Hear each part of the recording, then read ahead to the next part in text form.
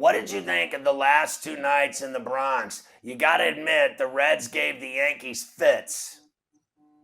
Yeah, I think that the bullpen, at this time of the year, the guys are getting tired in the pen, man. And it's not a huge surprise. I mean, look, if Clay Holmes wasn't great the rest of the season, you'd take exactly what he's given you thus far. Inevitably, maybe Chapman works his way back into that role.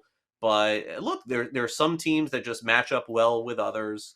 Cincinnati has given the Yankees all they could handle, but in the end, that's going to happen over the course of the season. You always face a team that you can't beat. I wouldn't be broken up about it.